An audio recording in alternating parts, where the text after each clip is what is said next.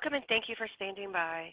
Today's call is being recorded. If you have any objections, you may disconnect at this time. All participants are in listen-only mode until the question and answer session of today's conference. At that time, you may press star 1 to ask a question. I would now like to turn the conference over to Stephanie Shearholtz. You may begin. Great, thank you. Good morning. I'm Stephanie Shearholtz from NASA's Office of Communications. NASA and Axiom Space have signed a mission order for the first private astronaut mission to the International Space Station that will launch no earlier than January 2022. Thank you for joining us today to learn more about this mission. We also have a news release that should be out shortly online on nasa.gov. Here to talk with us today are Phil McAllister, the Director of Commercial Spaceflight Development here at NASA headquarters, Angela Hart, Manager, Commercial Low Earth Orbit Development at NASA's Johnson Space Center, Dana Weigel, Deputy Manager of the International Space Station Program at NASA's Johnson Space Center, Michael Safradini, President and CEO of Axiom Space, and Michael Lopez Alegria, Vice President and AX-1 Commander at Axiom Space. Our speakers will each share brief opening remarks, then we will open the lines for questions. You may enter the queue to ask a question at any time by pressing star 1 on your phone. To remove yourself from the queue, press star 2. We ask that you please stick to one question and identify to whom you are addressing your question. We have a lot of reporters on the line today and we want to be able to get to everybody. Also, we're here to talk about the first private astronaut mission to the International Space Station, so please keep your questions focused on today's topic. About 1 hour after we conclude, you can listen to a replay of this teleconference by dialing 203-369-3391. Again, that number is 203-369-3391. So to start, we will hear from Phil McAllister, our Director of Commercial Spaceflight Development at NASA. Over to you, Phil. Thanks, Stephanie. Welcome, everybody. Happy that you've taken some time to follow us along. This is a really interesting mission, so I'm not surprised we've got a lot of interest. And we're here to announce another first in U.S. human spaceflight. This will be the first private astronaut mission. We're calling it AX-1 to the International Space Station. We've had a lot of firsts recently in U.S. human spaceflight. If you think about it, the last shuttle flight ended in 2011. And we went 10 years without almost 10 years without a U.S. human space flight. There was a lot of hard work in that 10 years, and we've really accomplished a turnaround. If you think about it, in just less than a year after that dearth of missions, after the shuttle landed, in less than a year we've had 3 U.S. crewed launches to the ISS, 2 landings. Last week, Blue Origin announced that they were offering suborbital rides. Virgin Galactic, we hope to see them operational sometime soon. Inspiration 4 should be happening before the end of the year. Hopefully we'll get Boeing certified, and now this AX-1 mission in the early part of next year. This truly is a renaissance in U.S. human spaceflight. I think that's the perfect word for what we're experiencing. And, you know, a lot of times history can feel incremental when you're in it, but I really feel like we are in it this year. This is a real inflection point, I think, with human spaceflight. I'm very bullish on the tourism market and the tourism activity. I think more people that are going to fly, they're going to want to do more things in space. The more things they want to do, that will attract more people, more doing. I just see it as a real synergistic activity. And it's just what we envisioned for the Commercial Crew Program when we embarked on that about 10 years ago. So I want to focus today now more on this first PAM mission. I do want to mention, since it is the first and we've never done this before, we are going to learn as we go. I'm sure we're going to have some hiccups and we're going to have to make some adjustments and some lessons learned. We have already learned a lot just through the negotiation process with Axiom and trying to get our plans all squared away. But I think with the signing of this mission order, we've achieved a pretty significant milestone. This is Axiom's mission. I think it is unique because NASA is partnering with Axiom, and we are focused mostly on the ISS. but Axiom's doing all the heavy lifting, and it's really their mission. I have to say, Axiom we're always looking for good partners in our commercial endeavors, and Axiom certainly has been a very good partner. We have an alignment of goals, which I think is the most important thing when we're looking for partners from the private sector. Both Axiom and NASA are focused on a truly sustainable and operational low Earth orbit economy where NASA is one of many users. And I think this mission will facilitate that vision as we go forward. That's it, and I will turn it over to my colleagues. Great, thank you, Phil. Next, we will hear from Angela Hart, our manager of the Commercial Low Earth Orbit Development Program at NASA's Johnson Space Center. Angela. Hey, good morning. Yes, myself and my office are extremely excited to be part of this historic mission. Enabling the Axiom mission is an important next step to stimulate demand for commercial human spaceflight services in LEO, and we expect this will be the first of many as we move forward. As you've heard us talk in the past, enabling both supply and demand is key to our strategy to support commercial LEO economy needed to ensure NASA's needs for the future are met. And so we are extremely excited to be working with both the ISS program and Axiom to make this happen. And I'm really looking forward to your questions and moving on with mission planning with the ISS program. And with that, I'm going to hand it over to Dana. All right, thank you, Angela. Let's see, over the last 5 years, NASA has been very focused on leveraging Station as a platform for building commercial opportunities and capabilities. As an example, we've enabled commercial and marketing activities on board ISS. We've offered support for commercial use, and we've worked to move some of our government-managed work from NASA out to industry. And with our U.S. commercial crew vehicles now flying, we're finally able to open our doors to private citizens and allow others to experience the magic of living and working in space. And the dream is really to allow everyone access to space, and this is a pretty exciting starting point here. Our ability to allow private astronaut missions to Station brings with it unprecedented opportunity. Think back to the moon landing in the 60s, it inspired a whole generation of scientists and engineers. And right now, I really do believe we have a similar opportunity in front of us to inspire future generations. Who knows what innovations and creative ideas will arise now that we're able to finally share our mission with industry and private citizens who want to visit the Station. And this isn't just about tourism.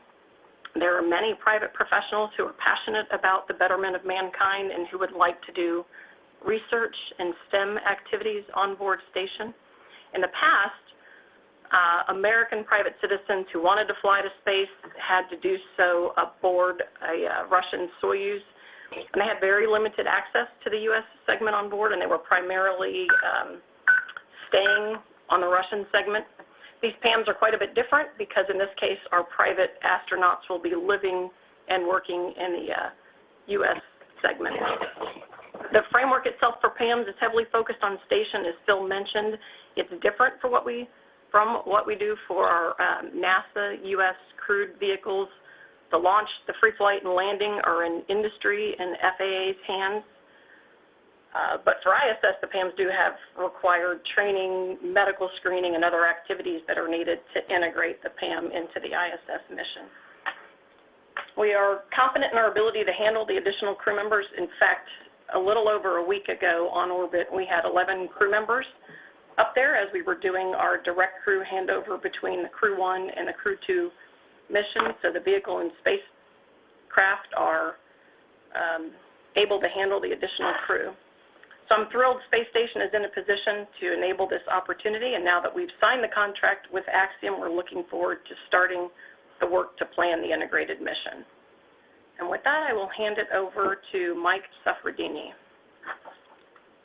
Thanks, Dana. And for those of you who are listening, when our speakers say PAM, they are referring to Private Astronaut Mission. And so now we'll go over to Axiom Space to President and Chief Executive Officer Michael Suffredini. Thank you. Good morning, everyone. It's a pleasure to be here today. I think Phil and others have mentioned the amount of work it's taken to get to where we are today, to have signed a contract with NASA to be able to fly to ISS. For Axiom, we hate to overuse the term historic, but several years ago, back in 2015, it was made clear that the U.S. government and likely the partners would not build the next low Earth orbit platform. And with that thought in mind, Dr. Cam Gafarian and I put Axiom in place specifically to make sure that the LEO economy that is built between now and when the ISS retires will continue to grow once it's retired. And so for us, this is a tremendous first step. It's these flights for us represent, if you will, stepping stones towards operating our own space station, both with NASA while we're attached, and then later when we separate upon retirement of the International Space Station. So this specific mission, of course, is historic in its own right. The first flight to the International's first fully commercial mission to the International Space Station.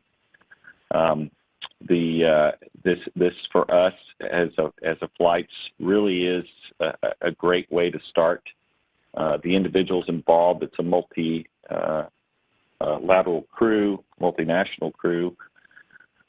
Each of the individuals are very focused on their philanthropic efforts and have worked closely in their countries to help develop research and other activities to further causes that are good for the countries and really good for humanity as a whole. And so we're very excited to have this first flight be so significant. But for us, as I mentioned earlier, this really is the beginning of a number of flights that really leads to the ultimate goal of having a commercially available low Earth orbit platform to not only help grow the LEO economy, but to be able to serve all humanity in being able to explore and utilize low Earth orbit and space in general. So this is an exciting day for us as a country. I think it's an exciting day for our country, and really globally, it's a tremendous step forward.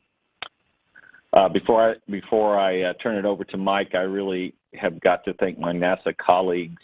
Of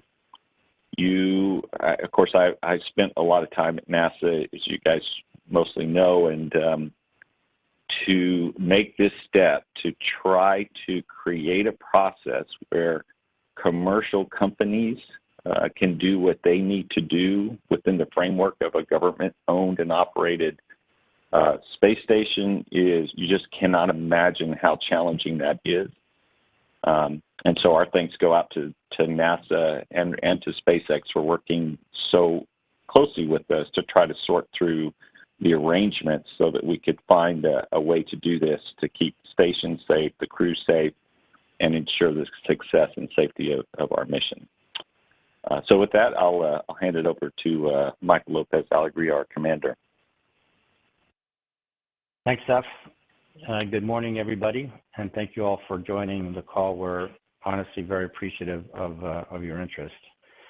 I'd like to start by emphasizing the obvious, and that is that it's a huge privilege for me to be commanding this, I'll say it, historic first fully private mission to the ISS. I think some of you know that I've been evangelizing about the democratization of human spaceflight for a number of years. And so to be able to play this role at this pivotal moment of that process is truly an honor for me. My enthusiasm for expanding human spaceflight to non-professionals started back in 2006 when I flew with one. That was Anusha Ansari. And I'll admit that I was less than keen at the idea at first, but her complete professionalism during training and the mission itself, and most importantly, her outreach to everyday people who otherwise wouldn't have been at all interested in what was going on aboard the ISS, opened up my mind to opening up space to others like her. I will tell you that the AX-1 crew has its work cut out for it. We acknowledge the responsibility of setting the bar for future private missions, and we embrace that challenge. Eitan, Larry, and Mark are very serious individuals who are dedicated to being the best they can be in the mold of a NASA astronaut. And they're not interested in being tourists. They want to do their part to improve humankind, and are looking forward to doing meaningful work on the ISS through scientific experimentation and outreach to educational and philanthropic organizations. And I think the pedigree of those organizations, in collaboration with which they'll be conducting their research, such as the Cleveland and Mayo Clinics, the Ramon Foundation, and the Montreal Children's Hospital, speaks for itself. Because of the pandemic, we've been together just a handful of times, but we'll be starting what I would call serious training next week with a zero-G parabolic flight and centrifuge training. And from there, the pace will pick up, and we'll all be immersed essentially full-time in ISS systems and Crew Dragon training starting in the fall. I also want to echo Mike's thanks to our partners at NASA. It's been a learning process for all of us. But as evidenced by us being together today on this occasion, we are getting there, and it's been a very interesting and positive journey so far. And thanks to you all again for joining the call, and I look forward to answering any of your questions. I think it's back to you, Steph. Great. Thank you all for those remarks.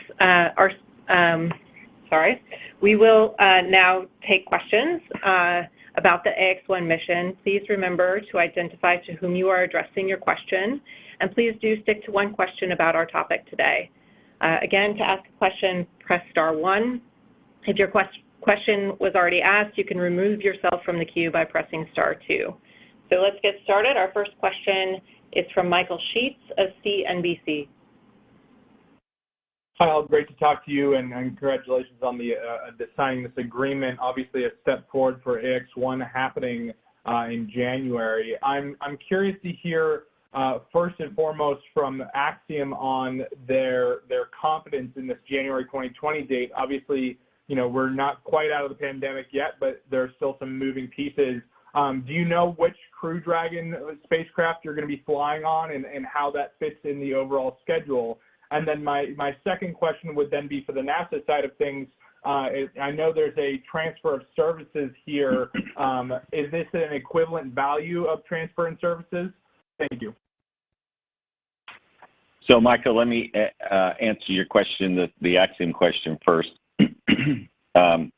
So the Axiom team actually is very experienced. We have a number of individuals that have worked in human spaceflight for some time, and so we understand what it takes to get to orbit and back safely and be productive on orbit.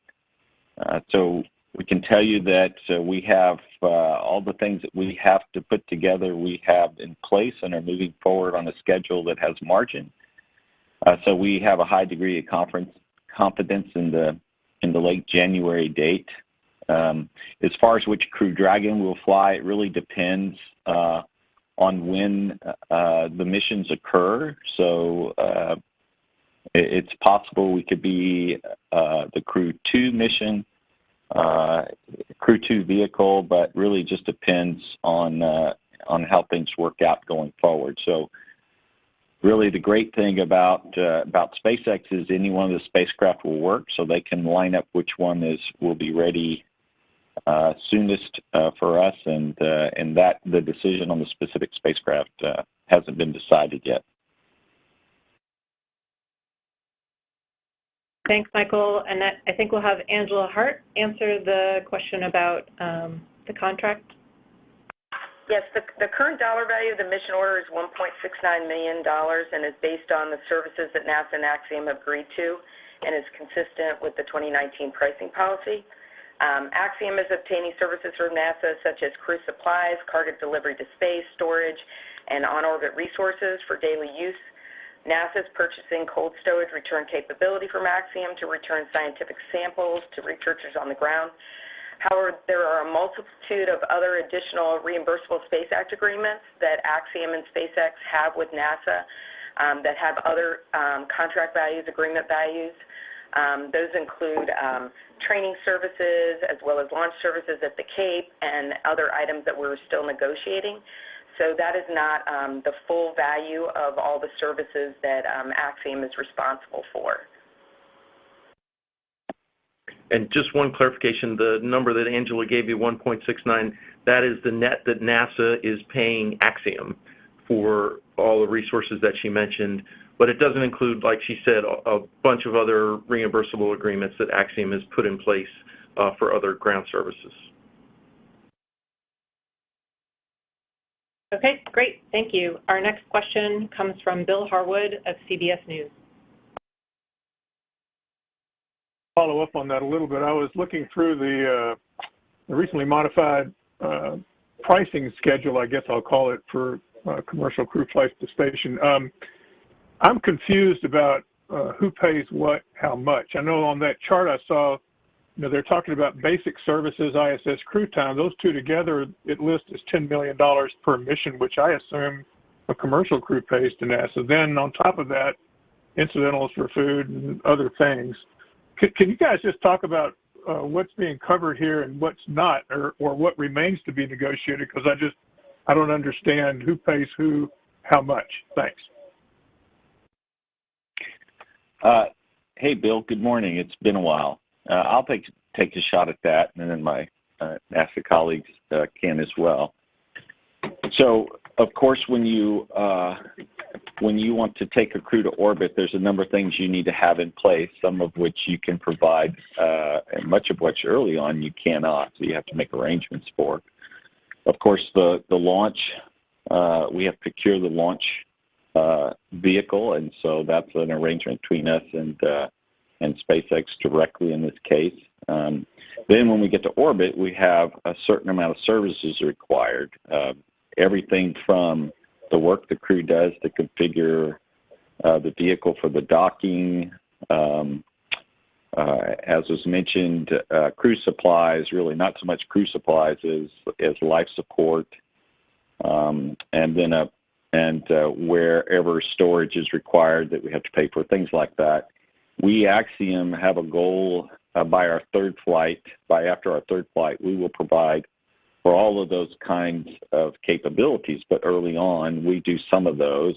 We provide some of the food, we provide all the crew provisions, the clothing, the crew clothes, the crew provisioning, things they require other than food and water. And we get the food and water from NASA. But on subsequent flights, then we'll make arrangements to cover the rest of the resources required on orbit. So in addition to that, we have an opportunity to provide a capability that NASA requires in terms of these cold storage lockers.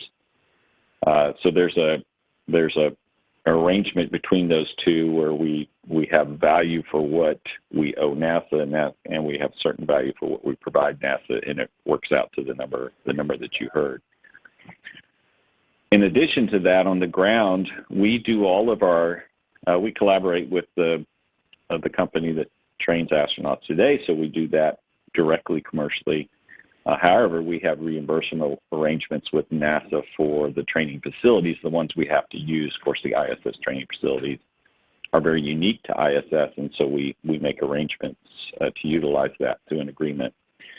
There are other facilities on the ground that we start off by, through a reimbursement agreement, utilizing NASA facilities, but over time we transition away from NASA facilities. A good example of that is we're making all of our arrangements for crew quarters at the Kennedy Space Center prior to launch. We'll be there a couple weeks before launch to do training and acclimation and be in quarantine, and we're arranging for those facilities, but the day before launch, we likely will utilize NASA facilities, have the crew spend one last night there, and then transport them to SpaceX for suiting. At least that's the idea today. And in that case, we'll have to make arrangements for that. So there's just a number of things, as was mentioned, besides what this agreement discusses, which is the flight up and down the mission itself. There's a number of other things we have to do to prepare for the flight, and in some cases we utilize NASA as we figure it out, transition ourselves. In some cases we can already take care of ourselves. Hopefully that helps a little bit. And just to clarify some of the questions specifically on the pricing policy that you're seeing out on the Leo Economy website. So that is providing a list of the types of services that NASA can provide to a private astronaut mission contractor to give them the ability to evaluate their business case. Oftentimes you're seeing on that table some ranges because that's based on what Mr. Sofferini mentioned in terms of some items that could be provided that they could purchase on the economy or some items that they could purchase through NASA. It really depends on their mission concept. And so that's what you're seeing is the types of items that we believe they will purchase from NASA and what those costs are. That does not include, as you noted, services that NASA could negotiate and purchase from the private astronaut mission provider. Okay, thank you, Angela, and thank you, Michael. Our next question comes from Marina Coren from The Atlantic. Hi, everybody. This is a question for Phil and for Michael Lopez Alegria. The passengers on this mission are being referred to as astronauts, and Blue Origin, for example, is calling the passengers of its suborbital flights astronauts too. I'm wondering how you feel about the way the definition of an astronaut has changed since you got into this business, and in your opinion, who counts and shouldn't count as an astronaut these days? Yeah, I would say anybody that goes to space is an astronaut in my mind. We have designations of astronauts, if you want to cut it finely. We have NASA astronauts, just like you have Air Force pilots and civilian pilots and personal pilots. But I see anybody who goes to space, in my mind, is an astronaut, and then if you want to put a sub-designation, you can do that, but that's the way I see it. Yeah, Marina, thanks for the question. I have to say, completely agree with Phil. If you go to space, you're an astronaut. There's some argument about where space begins, but I think it's pretty clear that if you go to the ISS, you're definitely in space. Okay, great. Thank you. Our next question comes from Joey Roulette of The Verge. Hey, thanks. This question's for anyone who can answer it. How will the pricing terms change for future Axiom missions? Will all of them be subject to the 2019 terms? And for Michael, for AX-1, how much will each passenger pay in total for this whole mission? And is there any possibility that the science work that they're going to do on the space station give them any kind of discount on the cost of getting there? Thanks. Let's see, I can answer the latter question. I guess NASA should talk about how the pricing policy might change going forward. We don't generally talk about the specific payments that our customers make. It's been widely reported numbers in the tens of millions, which I wouldn't argue with, but we generally don't talk about the specific pricing. These individuals going to orbit want to do something meaningful, and so the research programs that they sort out are theirs to do. In the case of these three, the research that's being done is not necessarily in collaboration with us, and so in terms of a discount, that really didn't really come up. Now, in the case where a private astronaut does something for us on orbit, that's a case where there would be, for instance, possibly the use of crew time, and in those cases, of course, we would work it out. But in this case, all three of the crew have a program they want to go do. They've been working very closely with the entities that Michael mentioned, and we have been working very closely with them to help integrate that and put the procedures and plans in place for them. But those efforts are really done based on their desire to do meaningful things on orbit. And then real quick to answer the other part of the question, excuse me, the new pricing policy affects any private astronaut mission after the AX-1 mission, as you noted. Axiom Space submitted their proposal and the agency reviewed and approved at a negotiated pricing based on the 2019 pricing policy, but any future missions that are approved to any private astronaut mission contractor, including Axiom, will use the new pricing policy.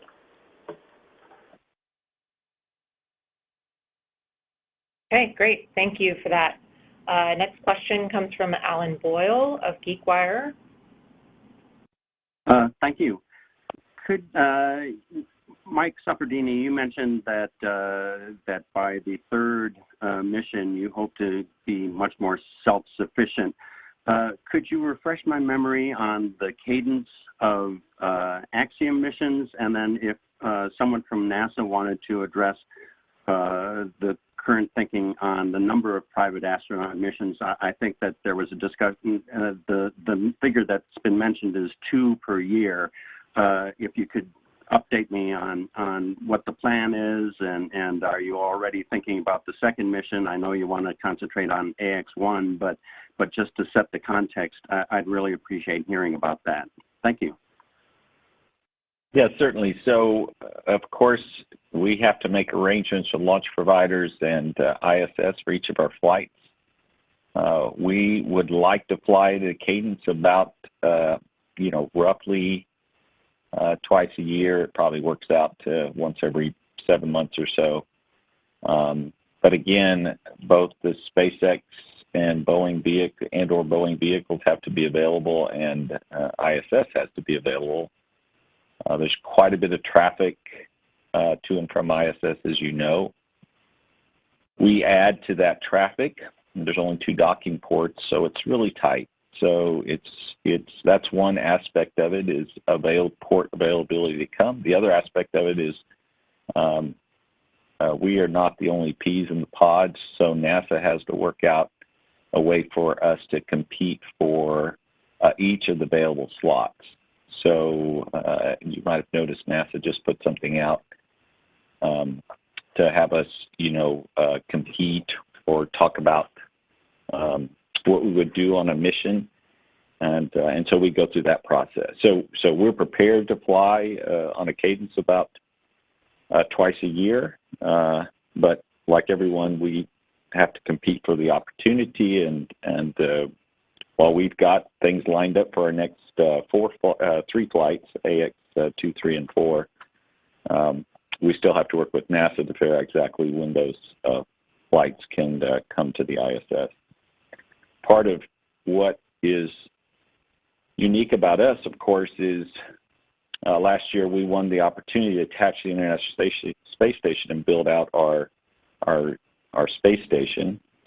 And so, as Phil said, one of the aspects of this is how does whatever we're doing flight to flight further NASA's cause. And of course, one of NASA's causes is the commercialization of space. It's actually been in the charter since the beginning of NASA, actually. And so we think what we do really does help push the commercialization of space aspect of it. So we think we're unique in that regard, and are optimistic we'll get flights at a rate that supports our customer base. I hope I said that in a way not to overexceed what NASA has agreed to, but we'll see what our NASA friends say. No, that was an excellent response, Mike. Just to clarify just a few things, we're working really closely with the ISS program to identify those opportunities. It is our goal to offer up to 2 PAMs per year. We have recently updated the ISS NRA Focus Area 4 that provides the process for requesting private astronaut missions. And as part of that, we will be doing calls for proposals for those missions in a standard proposal evaluation process. You can read more on that in the ISS NRA. And so, as Mike mentioned, up to 2 missions per year is our goal, and we are working to coordinate and identify those next opportunities in the very near future. Thank you, Angela. And for those of you who don't know, the NRA is the NASA Research Announcement Focus Area 4, which you can find linked off of the nasa.gov/LEO-economy webpage, if you're looking for that. Okay, our next question comes from Eric Berger of Ars Technica. Hi, good morning. Thanks for doing this. Question for Mike Saffredini. So Falcon 9 and Crew Dragon are now flying, and you didn't want to talk about specific prices. I understand that. But I'm just wondering, Mike, if we're at a point where transportation to LEO for humans is enough to create a sustainable economic, activity, or does the cost of space need to come down more for that to become really viable? Obviously, having Crew Dragon is a huge step up, and Starliner will help as well. From 0 to 1 is a big step, but it's still quite a bit to get people up there, and I'm just wondering what's your sense of where the transportation prices need to go to really sort of make a sustainable presence in LEO for commercial activity. Thanks. So, Eric, thanks for the question. So NASA, as Phil said, put this commercial crew program in place in order to make space more accessible. We're creating the next generation platform, so people have a place to go and view our Earth and also do meaningful work on orbit, take advantage of microgravity environment. The costs are very high today, as you know, and it takes a fairly you have to have a bit of liquid capital available to fly, and so it's a bit limited today, and it's an expensive business in general. But the more you fly, and the more competition you have over time, we would expect drives that down. It's not just the crew flights; it's the cargo flights as well. So over time, I expect the prices to come down. I expect prices to go up a skosh more before they start coming down. But I do expect them to come down. I think they'd have to come down dramatically for more people to fly, but I think you'll find there'll be other opportunities for individuals to compete for and have an opportunity to get to space in the near term. And then over time, as prices come down, more people will be able to fly. So it's really just going to be supply and demand, but there's still not much in the way of supply. I don't mean that. I mean, the spacecrafts are awesome, but there's just not a lot of flights available yet. And the demand is still growing, so we have a little ways to go before the pricing, I think, starts to come down. But you got to start somewhere, just like anything. And so we're where we need to be for today, and we're looking forward to flying a number of flights over time, more and more. I think we hope to have about 4 crewed flights to our platform a year later in the decade. So we're expecting a pretty good traffic pattern just to our space station, and we hope there are more over time that come to orbit. So we expect over time the prices will come down as demand goes up and supply becomes available. And but I don't see that in the next couple 3 years. We're probably a good almost decade away before it really gets dramatically cheaper. That's my sense anyway. Yeah, I would just add, Eric, as you said, going from 0 to 1 is a pretty big deal, right? So it's cool that you're looking ahead, but let's not put that in our pocket so quickly, right? So the first time in human history, anybody who's wealthy enough and relatively fit can buy a ticket from a commercial organization utilizing a commercial capability and fly to space. First time in human history. As Dana said, if you wanted to do it before, you'd have to go on a Russian Soyuz vehicle. So that's huge in my mind. And my expectation is that this is now going to attract more entrepreneurs to this market, hopefully. And just like every mode of human transportation, it starts out high, right? Planes, trains, automobiles, if you look historically, they always start out high and then come down as entrepreneurs and business people enter the market. You get the forces of competition going. In my previous life before I joined NASA, I participated in a fairly in-depth survey of wealthy individuals and their desire to fly and their willingness to pay. We didn't see a knee in the curve in terms of prices at which demand really took off. It is basically sort of a linear curve. As prices come down, more people can afford to fly, and as they come down further, even more. So I think lower is better, and I'm going to do everything I can to get those prices down lower, but obviously industry is going to really have to step up. And as prices come down, more and more people are going to fly. Excellent. Thank you. Our next question is from Isam Ahmed from the AFP. Actually, Michael just really answered my question. I was going to ask, if you could spell out, just for members of the public who are wondering, obviously this initiative is going to stimulate the LEO economy, but you talked about serving humanity and democratizing space flight, and obviously these are very for high net worth individuals. How does this accomplish that goal? But I think Michael really just gave that good answer about that. I guess you see it as a sort of first step. Yeah, I do, and something that that doesn't get mentioned too often, but it's worth saying is, yes, typically it takes an individual with more resources than the average person to be able to fly to space. But by and large, these individuals have an ability to affect all of our lives. So they own businesses, and in all cases, they are globally oriented businesses. They have philanthropic initiatives that they believe in and invest in. And Mike L.A. can tell you better than I can, but I know from my time as ISS program manager, having talked to a lot of the astronauts that flew to space, including those that flew as quote-unquote tourists, that it's a moving experience to go to low Earth orbit. You look at the planet, you don't see borders, you see this very thin atmosphere protecting you, and you just realize how fragile the planet is and how it's not about countries and individual people. It's about, we all share this beautiful blue ball, and it's precious, and we can damage it if we're not careful. So I would expect that these individuals that fly, even though it's limited to folks that have a lot of resources, these folks can also make a positive impact for us as well too. They can invest in things and push their companies and create companies to try to tackle some of the challenges that we have in low Earth orbit. That we have here on this planet, including climate change.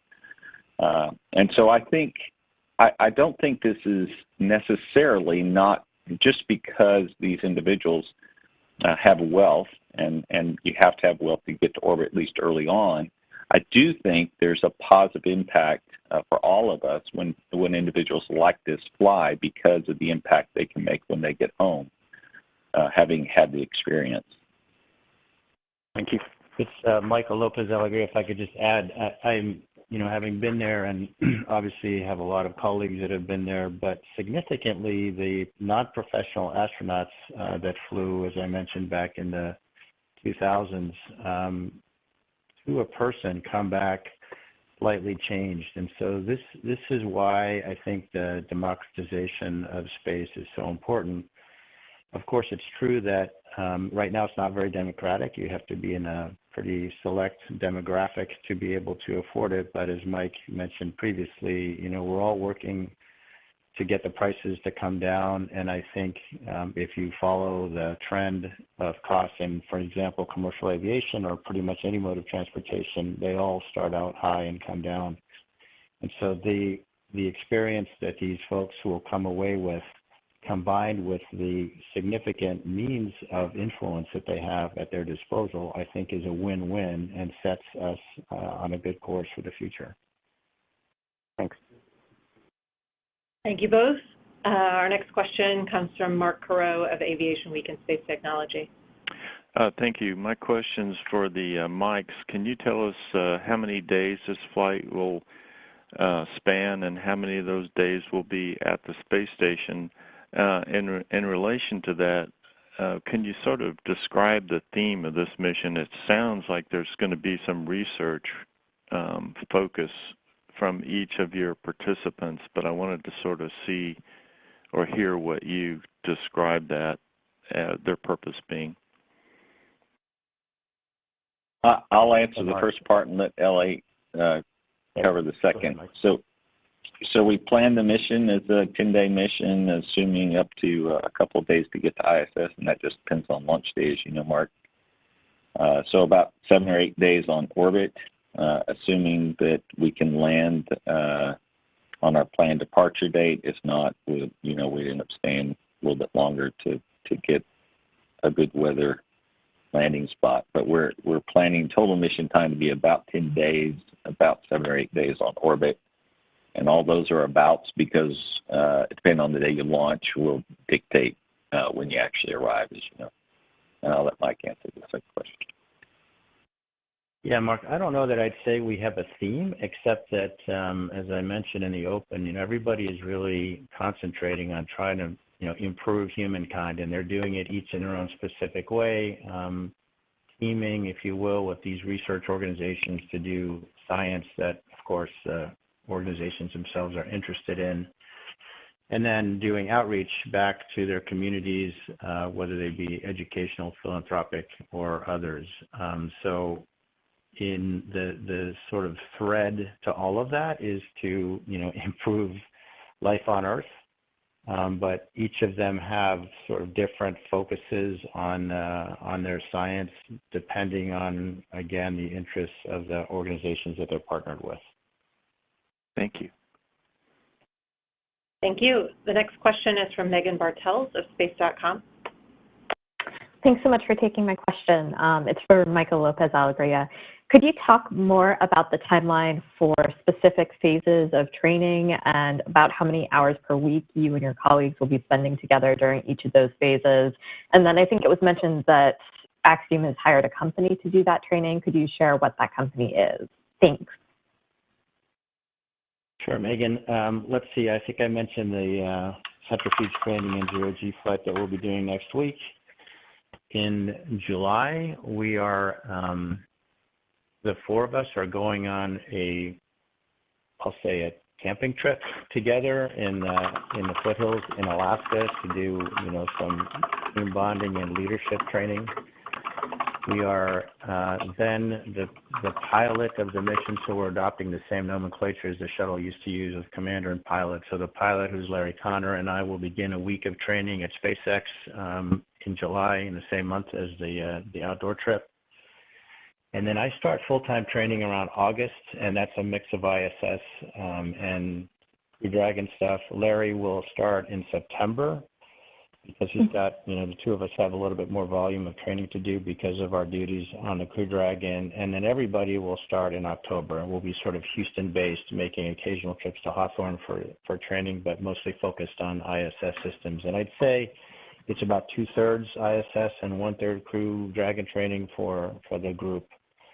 And then we'll enter quarantine, 2 weeks before launch, and off we go. Does that answer your question? Yeah, thank you so much. Oh, and the company that's doing the training? Sure, yeah. So we are using the same contractor that NASA uses to train its astronauts. So we'll be training on the same facilities with a syllabus that NASA has actually provided us. It's a reduced syllabus, obviously, from a professional astronaut, but it gets people to the point where they are able to operate safely on board the ISS unescorted. And so it's, it's kind of the obvious things you think about: how do you use the galley, how do you use the toilet, how do you sleep, how do you use the communication system, et cetera. So those are the things we'll be focusing on ISS. Great, thank you.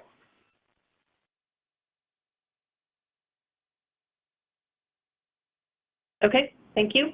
And next question is from Jeff Faust of Space News.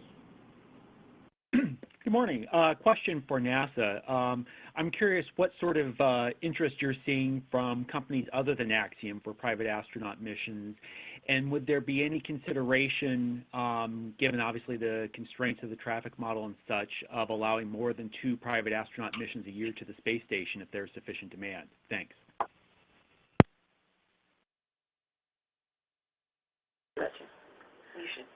Angela? Yeah, this is Dana. I'll answer the part about at least the traffic model to space station. And I think it was Mike Suffredini who touched on this before, but the vehicle has 2 docking ports and 2 berthing ports, and of course we've got a lot of traffic coming back and forth, both between our crewed vehicles, which use the docking ports, and then our cargo vehicles, which use a combination of both of those. And so if you were to look at our forecasted openings, slots where we actually have the docking port available for these private astronaut missions, about 2 is about all you can fit in there with the rest of the traffic.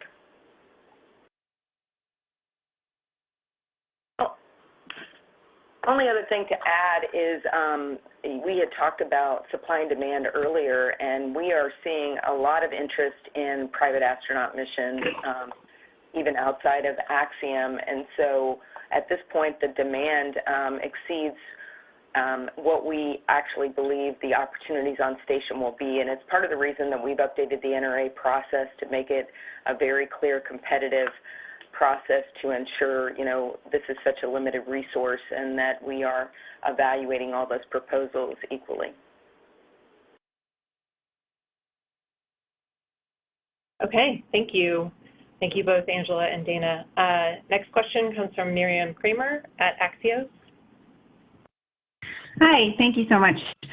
So I am curious if you guys could sort of tell us a little bit about how people can follow along with the mission. I know that since it's a sort of a private mission, I imagine there are going to be different constraints than, say, like an NASA astronaut mission to the space station. So I'm just sort of curious, like, is there going to be live coverage? Will there be continued coverage? Like, will they inside the capsule? Like, I'm just wondering if you all have kind of thought about that. And this question is really for anybody who can answer it. So thank you. Well, clearly it's in our best interest to be able to share as much of the mission as we can. We have not worked those details out yet, but we would like to make the launch and landing information available and their time on orbit to some degree available.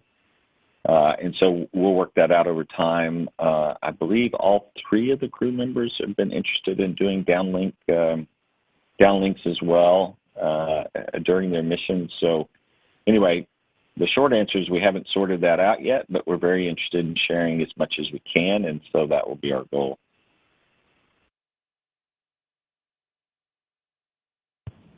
And of course, we'll be sharing on our websites and social media as well. So our next question comes from Kenneth Chang of the New York Times.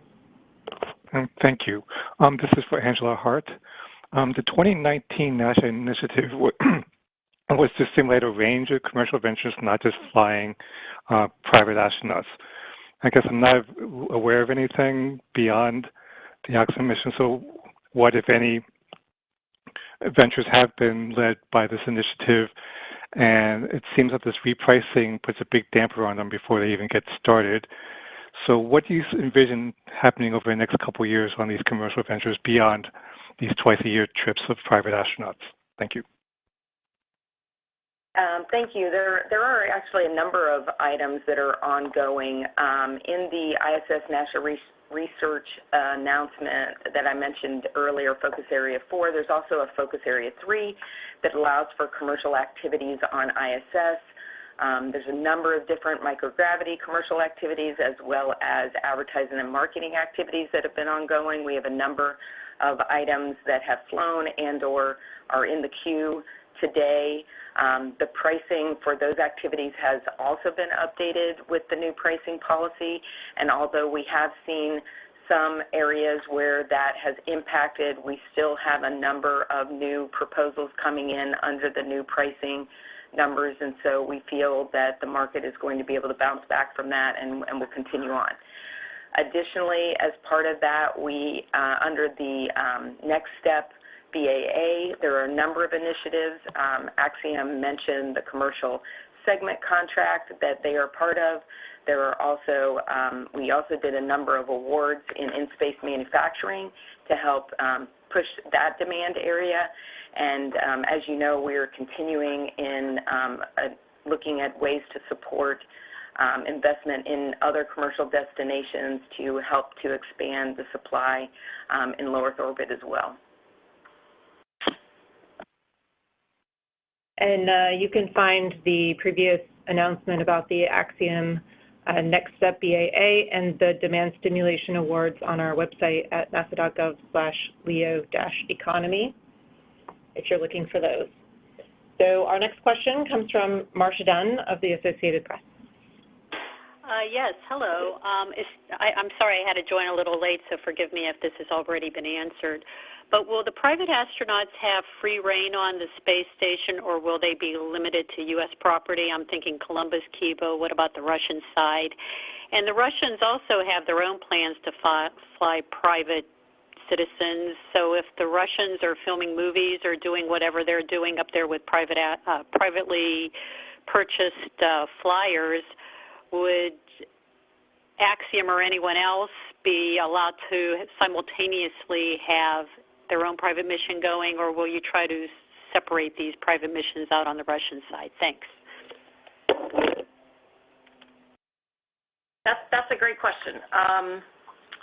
The plans for these private astronauts, the base plan is that we're working both with ESA and JAXA so that the entire U.S. OS is available together. So when Mike L.A. talked about training before, part of that involves a small amount of training to become familiar with both the GEM and the Columbus modules, and so that's where all of the primary activities are on the full U.S. segment. In terms of agreements with the Russians, that's kind of worked on a case-by-case basis depending upon what the mission entails. And this is similar to what we've done in the past with Russians with spaceflight participants. So, for example, if they have a desire to come to the U.S. segment, we'll have a discussion about the activities they're interested in, and then we'll discuss specific training and agreements that would need to be in place to do that. And so that's the same method we're using in return with private astronauts going into the Russian segment. If there's interest on Axiom's parts, agreements would be made with the Russians to come up with base training and the agreements for activities. But outside of that, the crew on board is certainly welcome to invite other crew members over, whether they're sharing a common meal. They will be escorted by our crew if there aren't other arrangements in place, for example, like with the Russian segment. Well, would you try to avoid the times that the Russians have their own private missions? And for Mike Suffredini, have your clients expressed an interest to go to the Russian side in January? Let's see, I'll take the first part of that. As it happens to turn out, our windows don't overlap. I don't know that we would really specifically need to avoid those windows. The vehicle itself is capable of handling that number of crew. So we've not specifically talked about avoiding windows when the Russians have a spaceflight participant, but the way the flight planning lays out, those opportunities don't end up aligning with each other. And I'll let Mike take the rest of that. So as was mentioned, it's really kind of up to us to work the relationships. We do have to do a certain amount of training, safety training, which is not quite as involved as it had been in the past, but our crew members would like to be able to at least spend a little time in the entire space station, including the Russian segment. So we will work those arrangements with Roscosmos to make sure that we have the appropriate opportunity and whatever training is required as well. The thing to keep in mind is we fly a professional astronaut on all these flights, so only 3 of the seats are paying seats, but we do that because, as you guys know, Michael is very experienced. He commanded the ISS. He's been to space several times. And so that, and he holds the EVA record. So that experience is what helps ensure that our crews can operate independently and safely from the rest of the ISS crew, but it also gives all the partners a certain amount of comfort that that if we are in each of these in their elements, that we'll be safe and careful. So that's an expense we bear to ensure mission success and safety of the crew and the ISS and her crew, and it's what will likely allow us to be able to have excursions into the Russian segment, which I must say, though, we have to finish those discussions. We started them at the Soyuz launch, and we'll sort them out over the next month or so, which it'll result in telling us what training we need to do, and then we'll work out how to get the crew there for that training if necessary. Okay, thank you. Unfortunately, that's all the time we have today for questions. I know there are more reporters in the queue. We weren't able to get to your questions. Feel free to email those to me, and we'll follow up with you as best we can. Now I'll go back to Phil for any closing remarks. Thanks, Stephanie, and thanks, everybody, for participating in the telecon today. We really hope that you continue to stay engaged with this mission and other missions to the International Space Station. And also just wanted to reiterate something I said in the beginning. This really is the first time that we're doing this. It's complicated with the partnership that we've got and the International Space Station being multilateral.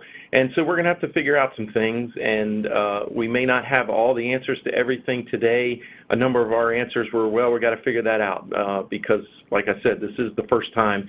And you may get that answer on several questions as we go forward. But we are going to knock all those down, and we, again, look forward to your participation going forward. Thank you very much. Thank you, Phil. And now we'll take closing remarks from Michael Saffredini. I'll echo what Phil said.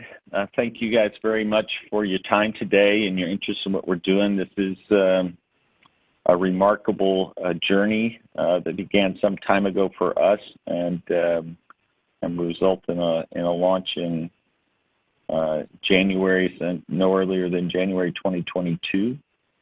Also, as Phil said, we have a lot in front of us to do, and so you will all learn more as we go forward, and we look forward to sharing it with you as we conduct the first commercial mission to the International Space Station. Thank you guys very much. Thank you to Phil McAllister, Angela Hart, and Dana Weigel from NASA, and to Michael Saffredini and Michael Lopez Alegria from Axiom Space, and to all of those who are listening today. We appreciate your interest in the efforts of NASA and private industry to expand access to space.